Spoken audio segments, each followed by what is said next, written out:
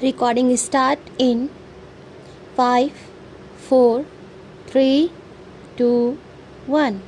Start.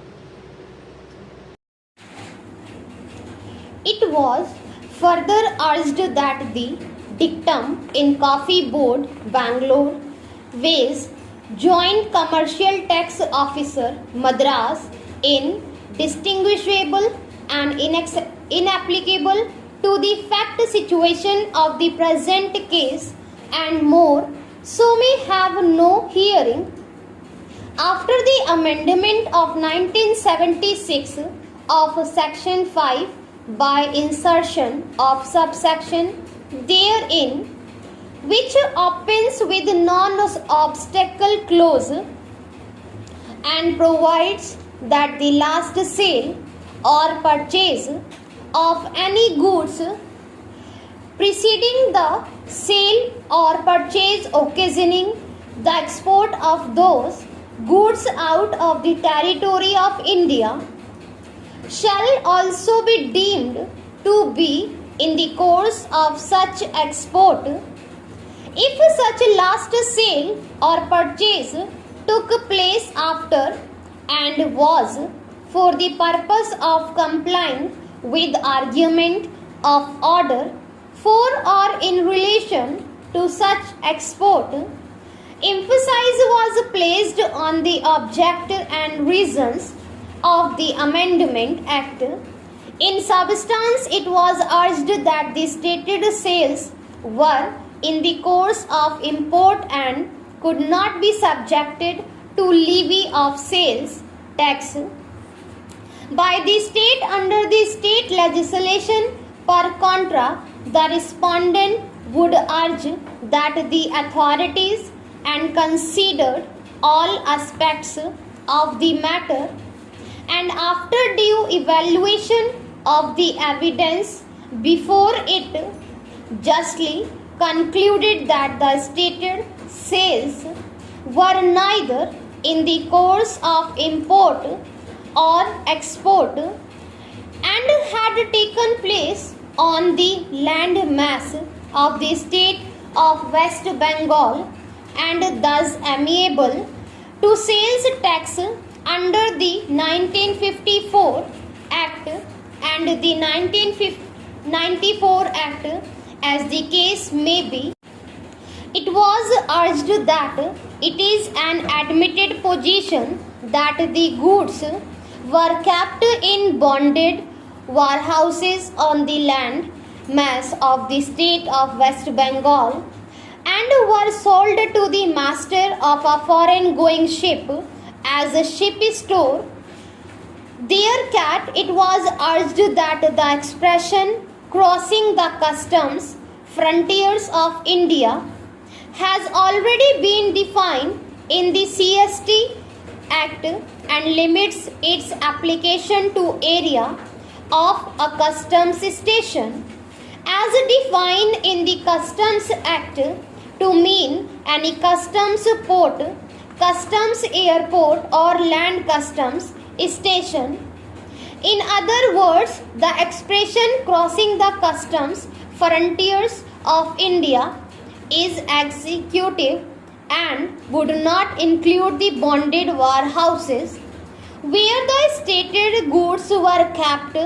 to be sold to the master of a foreign going ship as a ship store. It was urged that being a taxation statute, strict interpretation should be offered to this definition as expounded earlier. It was further urged that the stated sales of goods by no stretch of imagination can qualify the experience in the course of import of goods into the territory of India as is contended by the appellants, for that the goods must actually be imported into the territory of India and sale must be a single sale which itself causes the import or is in the progress or process of import, it was urged that the authorities had rightly pointed out that there was a sale within the state of West Bengal, whilst rejecting the claim of the appellant that merely because a buyer had no right to consume the goods in question before the ship had crossed the territorial waters of India, that would make no difference because the sale was complete by appropriation of the goods in the bonded warehouse itself. Similarly, the fact that customs duty was not paid on the stated goods would be of no consequence. It was urged that the appellants have for the first time raised a new plea that they had failed declaration. No such plea was taken before the concerned authority, nor any document or evidence was produced in support thereof for the relevant assessment of period. The appellants therefore cannot be permitted to peruse the contention, thus the appeals be confined to the plea taken before the authorities below that the stated sales were not effected within the territory of the state of West Bengal or in India. The respondent have placed reliance on the decisions in Burma Shell Oil Storage and Distributing Code of India, which commercial tax officers and others, Coffee Board and Madras Marine, to contend that the issue is answered against the appellants. The respondent have distinguished the decision relied upon by the appellants in India Tourist Development Corporation. It was urged that the doctrine of unbroken package evolved by American court has no application in India as expounded in Father William Fernandez. It was thus urged that the taxable event had occurred on the appropriation of goods at the bonded warehouses itself,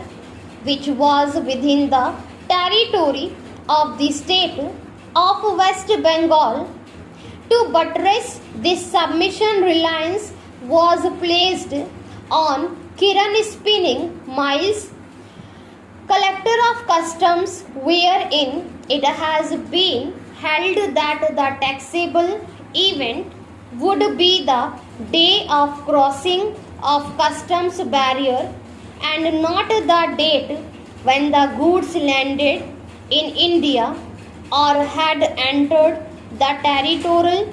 waters. The respondent would urge that the appeals are devoid of merits and be accordingly dismissed. As noticed from the finding of fact recorded by the authorities, it is not in dispute that after importing the stated goods